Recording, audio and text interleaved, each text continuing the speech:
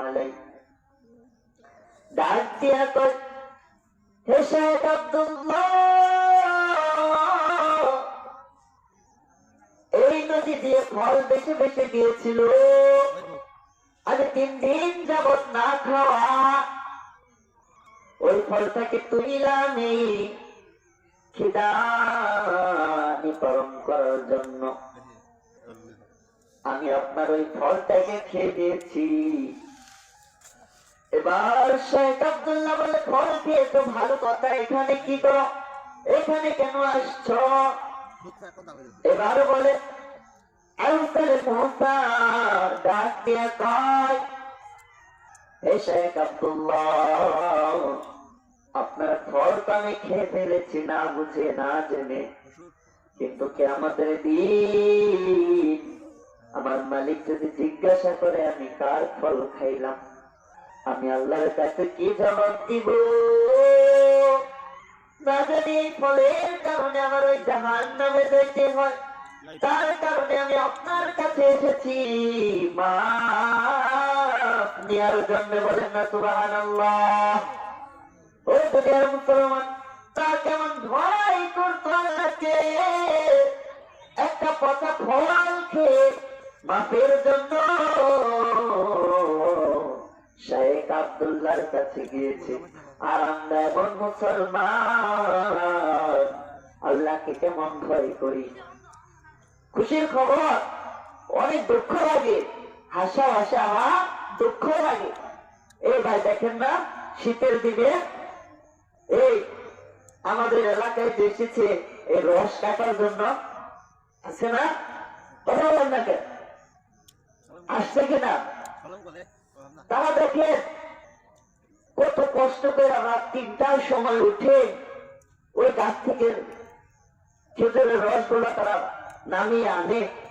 তারা কত কষ্ট করে ওই খেজুর গাছগুলা কেটেছে তারা রস বাহির করার জন্য।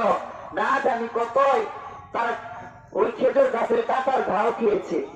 কত কষ্ট করে তারা রস গুলা বাহির করে। কিছু নীল লজ্জা পোলাপান রয়েছে, কিছু বেহায়া পোলাপান রয়েছে, কিছু বড় বড় মানুষও রয়েছে। তারা কেমন আল্লাহকে ভয় করে, তারা কেমন ইসলামকে মানে, তাদের ভূতের মানুষত্বটা কেমন। তারা ওই গাছের ফল, ওই গাছের রসগুলা তারা ওই চুরি করে তারা নামিয়ে এনে নিজেরা খেয়ে ফেলে। কেমন মানুষ দেখে, কত কষ্ট করে এটা রস পারে তারা, কত কষ্ট করে এরকম রাত 3টার সময় উঠে কত কষ্ট করে শীতের মধ্যে তারা এগুলো রস নামিয়ে এনে মিঠাই বানায়।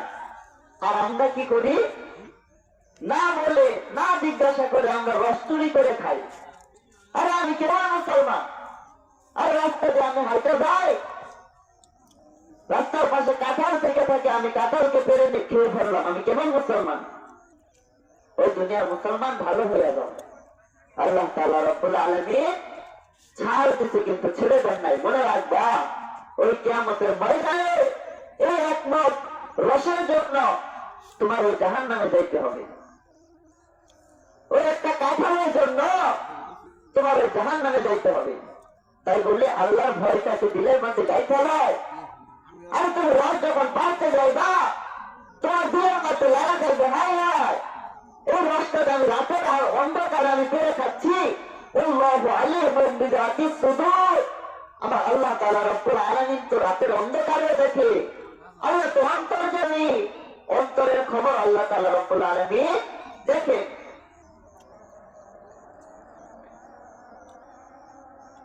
তার জন্য ভাইয়ের আমার, বন্ধুরা আমার, আল্লাহকে ভয় করেন। কোন গুনাহ আপনার দ্বারা হওয়া সম্ভব নয়।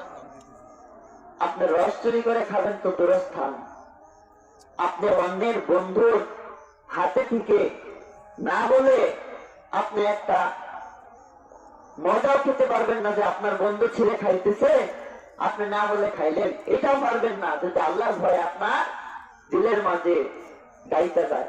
তার জন্য বলি ভাইরা আমার, বন্ধুরা আমার, আল্লাহকে ভয় করেন, তাহলে আল্লাহ তাআলা রব্বুল আলামিন আপনাকে মুমিন হিসেবে গ্রহণ করে নেবেন, ইমানদার হিসেবে গ্রহণ করে নেবেন। দুনিয়ার জমিনে যত যে কয়েকটি থাকেন না কেন, আল্লাহ তাআলা রব্বুল আলামিনের ভয়টা নিয়ে যদি চলতে পারে, তাহলে আপনি গুনাহীন জীবন যাপন চালাইতে পারবেন, আপনি পরপারে জান্নাত পাইবেন। তার জন্য আল্লাহ তাআলা রব্বুল আলামিন, আমি যে কথাগুলো বললাম সেই কথার উপর আল্লাহ তাআলা রব্বুল আলামিন প্রত্যেককে আমল করার তৌফিক দান করেন। সকল বলে আমিন। ওয়া আখিরু দাওয়ানা আলহামদুলিল্লাহি রাব্বিল আলামিন।